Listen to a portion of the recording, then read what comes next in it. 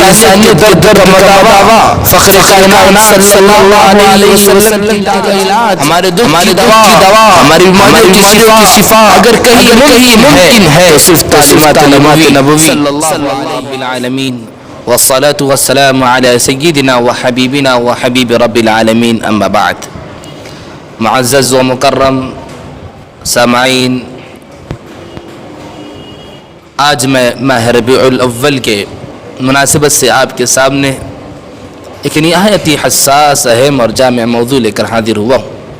میرا موضوع درسگاہ رسول صلی اللہ علیہ وسلم اور درس انسانیت ہے. حاضرین، ہم میں سے کون نہیں جانتا کہ حضرت آدم علیہ السلام کی اولاد کو آدمی یا انسان کہا جاتا ہے، لیکن انسان ہونا الگ چیز ہے اور انسانیت الگ چیز ہے. یہ ضروری نہیں کہ کوئی انسان ہو تو اس میں انسانیت بھی ہو، اگر کوئی آدمی ہو تو اس میں آدمیت بھی ہو. جاندار ہونے میں سب برابر ہیں، انسان بھی جانور بھی، لہذا جان رکھنے میں انسان کو جانوروں پر کوئی فوقیت اور کوئی فضیلت حاصل نہیں ہے. انسان کو جانور پر اس وقت فضیلت حاصل ہوگی جب اس میں انسانیت اور آدمیت ہو. یہی انسانیت اور آدمیت ہی انسان کو یا تو جانوروں سے بڑھا دیتی ہے یا جانوروں کے برابر کر دیتی ہے.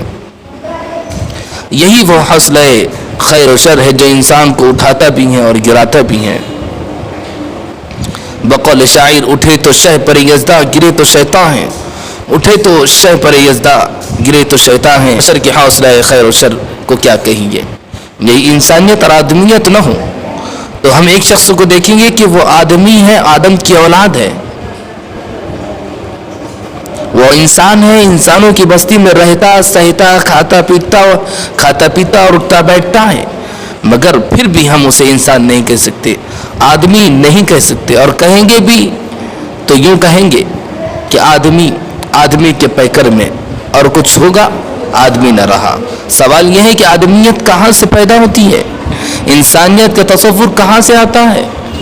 آج ہر شخص اس سوال کا جواب اپنے طور پر دیتا ہے.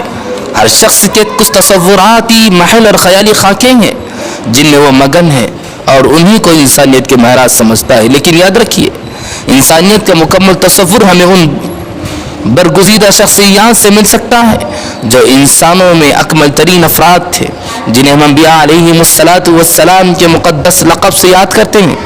آج کے اس دور میں جبکہ نبیوں اور رسولوں کا سلسلہ بند ہو چکا ہے اور اس مقدس گروہ کے آخری فرد نبی اکرم شفیع اعظم نبی محتشم احمد مصطفیٰ محمد رسول اللہ صلی اللہ علیہ وسلم کی تعلیمات و ہدایت کے سوا کسی اور نبی اور رسول کی تعلیم صحیح حالت پر اور اصلی شکل میں موجود نہیں.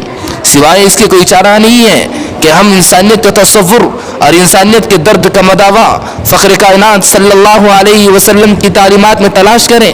ہمیں غموں کا علاج، ہمارے دکھ کی دوا، ہماری بیماریوں کی شفا اگر کہیں ممکن ہے تو صرف تعلیمات نبوی صلی اللہ علیہ وسلم میں، اس کے سوا کہیں ممکن نہیں. میرے بھائیوں، ہمیں انسانیت کے اصول اس درسگاہ سے ملیں گے جس کے معلم نے بتایا دیا تھا کہ میری بعثت کا مقصد ہی گمگشتہ راہ انسانوں کو انسانیت دکھانا اور انسانیت پر گامزن کرنا ہے. انما بعثت معلما، میں معلم ہی بنا کر بھیجا گیا ہوں. ہمیں انسانیت کے طریقے اس درسگاہ سے ملیں گے جس نے اپنے جلیل القدر صحابہ حضرت معاذ بن جبل اور حضرت ابو موسیٰ اشعری رضی اللہ تعالی عنہما کو گورنر بناتے وقت حکم دیا تھا اور فرمایا تھا، یسرا ولا تعسرا، بشرا ولا تنفرا.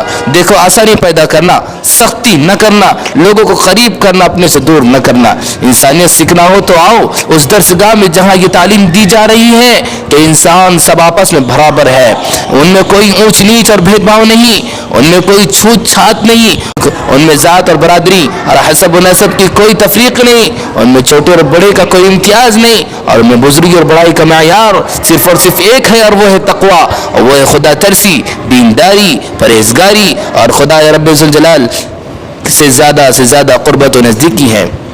اللہ کے نبی صلی اللہ علیہ وسلم نے ارشاد فرمایا تھا لا فضل لعربی علی عجمی ولا لأعجمی علی عربی ولا لأبیض علی اسود ولا لأسود علی ابیض الا بالتقوی، کہ کسی عربی کو اعجمی پر، کسی اعجمی کو عربی پر، کسی کالے کو گورے پر اور کسی گورے کو کالے پر کوئی فضیلت حاصل نہیں سوائے تقوی کے۔ ارشاد ربانی ہے یا ایھا الناس انا خلقناکم من ذکر وانثى وجعلناکم شعوبا وقبائل لتعارفوا ان اکرمکم عند اللہ اتقاکم، اے لوگوں ہم نے تم کو ایک مرد اور ایک عورت یعنی آدم و حوا سے پیدا کیا اور تمہارے مختلف خاندان اور قبیلے اور قبائل بنائے تاکہ تم ایک دوسرے کو پہچان سکو۔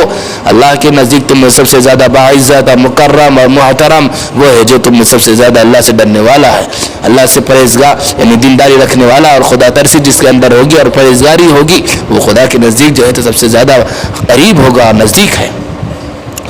میرے بھائیوں، انسانیت کی راہیں ہمیں اس نبی امی صلی اللہ علیہ وسلم کی درسگاہ سے ملے گی جس نے یہ اعلان کیا تھا ارحموا من فی الارض یرحمکم من فی السماء، کہ تم زمین والوں پر رحم کرو آسمان والا تم پر رحم کرے گا، جس نے یہ کہہ دیا تھا کہ لا یرحم اللہ من لا یرحم الناس، اللہ اس پر رحم نہیں کرتا جو لوگوں پر رحم نہ کرے۔ میرے بھائیوں، انسانیت کے متلاشی آؤ ہم تمہیں اس درسگاہ میں لے چلتے ہیں جس نے بتایا ہے کہ یتیموں کی خبر گیری کرنے والا جنت میں میرے اتنے قریب ہوگا جسے 2 انگلیاں، جس نے بتا دیا کہ وہ شخص مومن کامل نہیں ہو سکتا جو خود پیٹ بھر کھائے اور اس کا پڑوسی بھوکا سوئے، جس نے تعلیم دی جو چیز تمہیں پسند ہو وہی اپنے بھائی کے لیے پسند کرنا اور جو چیز تمہیں پسند ناپسند ہو وہی اپنے بھائی کے لیے ناپسند کرنا، وہ درسگاہ جس میں والدین و اولاد، شوہر و بیوی، اعزہ و اقربا، دوست و احباب اور ایک دوسرے کے حقوق بتائے گئے ہیں، یہاں تک کہ یہ بھی بتایا گیا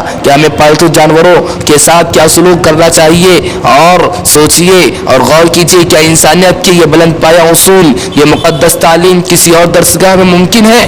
یوں دعوے داروں کی تو بھیڑ بہت ملے گی لیکن ساری دنیا جانتی ہے پرواز ہے دونوں کی اسی ایک فضا میں، کرگس کا جہاں اور ہے شاہی کا جہاں اور۔ بلا شبہ انسانیت کا تصور درسگاہ رسول صلی اللہ علیہ وسلم کی تعلیم کے بغیر ناقص ہے، اور ناقص ہی نہ بلکہ میں اس سے بڑھ کر کہتا ہوں درسگاہ رسول صلی اللہ علیہ وسلم کی تعلیم کے بغیر انسانیت کا تصور ممکن ہی نہیں۔ وما علینا الا البلاغ۔